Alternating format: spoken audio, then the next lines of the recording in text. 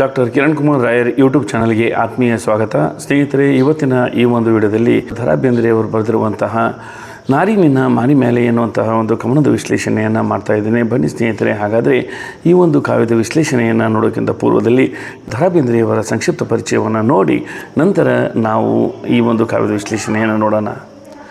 ಸ್ನೇಹಿತರೆ, ಕನ್ನಡ ನಾಡಿನಲ್ಲಿ ದ.ರಾ ಬೇಂದ್ರೆಯವರು ವರಕವಿ ಎಂದೇ ಪ್ರಸಿದ್ಧರಾದಂಥವರು. ಇವರು ಜನಿಸಿದ್ದು 31 ಜನವರಿ 1996ರಂದು ಧಾರವಾಡದಲ್ಲಿ ಜನಿಸಿದರು. ಇವರ ತಂದೆಯ ಹೆಸರು ರಾಮಚಂದ್ರ ಹಾಗೂ ಇವರ ತಾಯಿ ಹೆಸರು ಅಂಬವ್ವ. ಇವರು ವೈದಿಕ ಮನೆತನದವರು. ಬಡತನದ ಬದುಕು ಇವರದಾಗಿತ್ತು. ಧಾರವಾಡದಲ್ಲಿ ಶಿಕ್ಷಣ ಆರಂಭಿಸಿ ಮಾಧ್ಯಮಿಕ ಶಿಕ್ಷಣವನ್ನು ವಿಕ್ಟೋರಿಯಾ ಪ್ರೌಢಶಾಲೆಯಲ್ಲಿ ಪೂರೈಸಿ 1913ರಲ್ಲಿ ಮೆಟ್ರಿಕ್ ತೆರಗಡೆಯಾದರು. 1918ರಲ್ಲಿ ಫರ್ಗೂಸನ್ ಕಾಲೇಜಿನಲ್ಲಿ ಇವರು ತಮ್ಮ BA ಪದವಿಯನ್ನು ಪಡೆದರು. ನಂತರ ಧಾರವಾಡಕ್ಕೆ ಮರಳಿ ವಿಕ್ಟೋರಿಯಾ ಪ್ರೌಢಶಾಲೆಯಲ್ಲಿ ಅಧ್ಯಾಪಕ ವೃತ್ತಿಯನ್ನು ಪ್ರಾರಂಭಿಸಿದರು. ಬೇಂದ್ರೆಯವರು 1930ರಲ್ಲಿ ನರಬಲಿ ಎನ್ನುವಂತಹ ಒಂದು ಕವನವನ್ನು ಪ್ರಕಟಣೆ ಮಾಡಿ ಅದಕ್ಕಾಗಿ ತಮ್ಮ ಇದ್ದ ಕೆಲಸವನ್ನು ಕಳ್ಕೋಬೇಕಾದಂಥ ಪ್ರಸಂಗ ಬಂತು. ನಂತರ ಆ ಒಂದು ಕವನವನ್ನು ಬರೆದಕ್ಕಾಗಿ ಅವರು ಜೈಲುವಾಸವನ್ನು ಸಹಿತ ಅನುಭವಿಸಬೇಕಾಯಿತು. ನಂತರ ಇವರು ಖಾಸಗಿ ಪಾಠವನ್ನು ಹೇಳಿ ಅದರಿಂದ ಬಂದಂಥ ಹಣದಿಂದ ಇವರು ಜೀವನವನ್ನು ನಡೆಸಬೇಕಾದ ಪ್ರಸಂಗ ಬಂತು. 1935ರಲ್ಲಿ ಮತ್ತೆ ಇವರು ಪೂನಾವನ್ನು ಸೇರ್ತಾರೆ. ಮುಂಬೈ ವಿಶ್ವವಿದ್ಯಾಲಯದಿಂದ MA ಕನ್ನಡ ಪದವಿಯನ್ನು ಪಡ್ಕೊಳ್ತಾರೆ. ನಂತರ ಗದಗಿನಲ್ಲಿರುವಂತಹ ವಿದ್ಯಾದಾನ ಸಮಿತಿ ಒಂದು ಪ್ರೌಢಶಾಲೆಗೆ ಮುಖ್ಯೋಪಾಧ್ಯಾಯರಾಗಿ ಇವರು ಸೇರ್ತಾರೆ. 1942ರಲ್ಲಿ ಹುಬ್ಬಳ್ಳಿಯ ನ್ಯೂ ಇಂಗ್ಲೀಷ್ ಸ್ಕೂಲ್ನಲ್ಲಿ ಒಪ್ಪತ್ತಿನ ಶಿಕ್ಷಕರಾಗಿ ಇವರು ಸೇವೆಯನ್ನು ಸಲ್ಲಿಸ್ತಾರೆ. 1943ರಲ್ಲಿ ಪುಣೆಯ ಕಾಮರ್ಸ್ ಕಾಲೇಜಿನ ಪ್ರಾಧ್ಯಾಪಕರಾದರು. ನಂತರ 1944ರಿಂದ 1956ರವರೆಗೆ ಸೊಲ್ಲಾಪುರದ DAV ಕಾಲೇಜಿನಲ್ಲಿ ಕನ್ನಡ ಅಧ್ಯಾಪಕರಾಗಿ ಕೆಲಸ ಮಾಡಿ ನಂತರ ಅವರು ನಿವೃತ್ತಿಯಾಗ್ತಾರೆ. ನಂತರ ಸಾಧನಕೆರೆಯಲ್ಲಿ ಕಾಯಂ ನಿವಾಸಿಯಾಗಿದ್ದುಕೊಂಡು ಧಾರವಾಡದ ಆಕಾಶವಾಣಿ ಕೇಂದ್ರದ ಸಲಹೆಗಾರರಾಗಿ ಇವರು ಕೆಲಸ ಮಾಡ್ತಾರೆ. ಇನ್ನು ಸಾಹಿತ್ಯಿಕವಾಗಿ ಇವರು ಹಲವಾರು ಕೊಡುಗೆಗಳನ್ನು ನೀಡಿದ್ದಾರೆ. ಕಾಲೇಜಿನಲ್ಲಿ ಓದುತ್ತಿದ್ದಾಗಲೇ ಇವರಿಗೆ ಕಾವ್ಯವನ್ನು ಬರೆಯುವಂತಹ ಒಂದು ಆಸಕ್ತಿ ಇತ್ತು. ಹಾಗಾಗಿ ಇವರು 1918ರಲ್ಲಿ ಅವರ ಮೊದಲ ಕವನ ಪ್ರಭಾತ ಎಂಬ ಪತ್ರಿಕೆಯಲ್ಲಿ ಪ್ರಕಟ ಆಯಿತು. ಅಲ್ಲಿಂದ ಸಾಹಿತ್ಯ ರಚನೆ ಸಲೀಸಾಗಿ ಮುಂದುವರಿಯಿತು.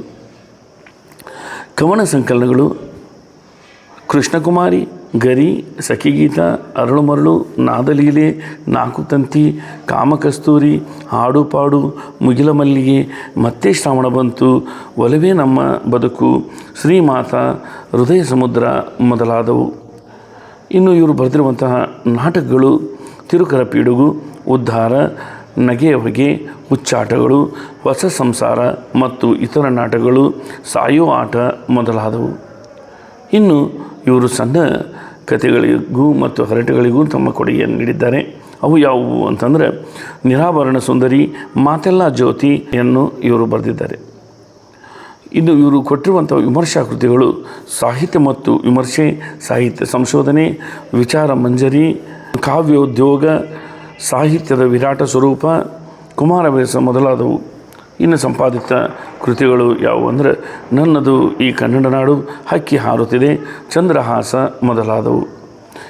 ಇನ್ನು ಅನುವಾದಿತ ಕೃತಿಗಳು ಯಾವುವು ಅಂತಂದ್ರೆ ಉಪನಿಷತ್ ರಹಸ್ಯ, ಭಾರತೀಯ ನವಜನ್ಮ, ಕಬೀರ್ ವಚನ, ಸಂವಾದ, ವಿಠಲ ಸಂಪ್ರದಾಯ ಮೂರ್ತಿ ಮೊದಲಾದವು. ಮರಾಠಿಯಲ್ಲಿ ಶಾಂತಲಾ, ಊರ್ಮಿಳಾ, ಸಂತ ಮಹಾಚಾರ್ಯ ಪೂರ್ಣ, ಶಂಭು, ವಿಠಲ ಮೊದಲಾದ ಗ್ರಂಥಗಳನ್ನು ಇವರು ಬರೆದಿದ್ದಾರೆ.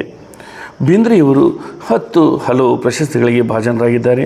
1943ರಲ್ಲಿ ಶಿವಮೊಗ್ಗದಲ್ಲಿ ಜರುಗಿದ 27ನೇ ಅಖಿಲ ಭಾರತ ಕನ್ನಡ ಸಾಹಿತ್ಯ ಸಮ್ಮೇಳನದ ಅಧ್ಯಕ್ಷತೆಯನ್ನು ಇವರು ವಹಿಸಿಕೊಂಡಿದ್ದರು. 1959ರಲ್ಲಿ ಅರಳು ಮರಳು ಕವನ ಸಂಕಲನಕ್ಕೆ ಕೇಂದ್ರ ಸಾಹಿತ್ಯ ಅಕಾಡೆಮಿ ಪ್ರಶಸ್ತಿ, 1964ರಲ್ಲಿ ಮೈಸೂರು ದಸರಾ ಕಾರ್ಯಕ್ರಮದಲ್ಲಿ ಗೌರವ ಸನ್ಮಾನ, 1965ರಲ್ಲಿ ಮರಾಠಿಯಲ್ಲಿ ರಚಿಸಿದ ಸಂವಾದ ಎಂಬ ಕೃತಿಗೆ ಕೇಳ್ಕರ್ ಬಹುಮಾನ, 1966ರಲ್ಲಿ ಕರ್ನಾಟಕ ವಿಶ್ವವಿದ್ಯಾಲಯ, 1968ರಲ್ಲಿ ಮೈಸೂರು ವಿಶ್ವವಿದ್ಯಾಲಯಗಳು ಇವರಿಗೆ ಗೌರವ ಡಾಕ್ಟರೇಟ್ ಪದವಿಯನ್ನು ನೀಡಿ ಗೌರವಿಸಿದ್ದಾರೆ.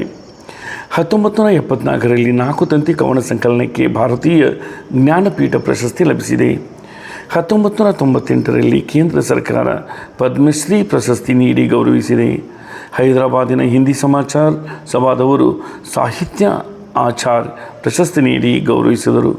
26 ಅಕ್ಟೋಬರ್ 1981ರಂದು ಮುಂಬಯಿಯಲ್ಲಿ ಡಾಕ್ಟರ್ ದ.ರಾ. ಬೇಂದ್ರೆಯವರು ನಿಧನರಾದರು. ಸ್ನೇಹಿತರೆ, ಇಷ್ಟು ನಮ್ಮ ದ.ರಾ. ಬೇಂದ್ರೆಯವರ ಸಂಕ್ಷಿಪ್ತ ಕಿರುಪರಿಚಯ. ಪ್ರಸ್ತುತ ನಾರಿ ನಿನ್ನ ಮಾರಿಮ್ಯಾಗ ಕವಿತೆಯನ್ನು ದ.ರಾ. ಬೇಂದ್ರೆಯವರ ಗರಿ ಎನ್ನುವ ಕವನ ಸಂಕಲನ ಕೃತಿಯಿಂದ ಆರಿಸಿಕೊಳ್ಳಲಾಗಿದೆ.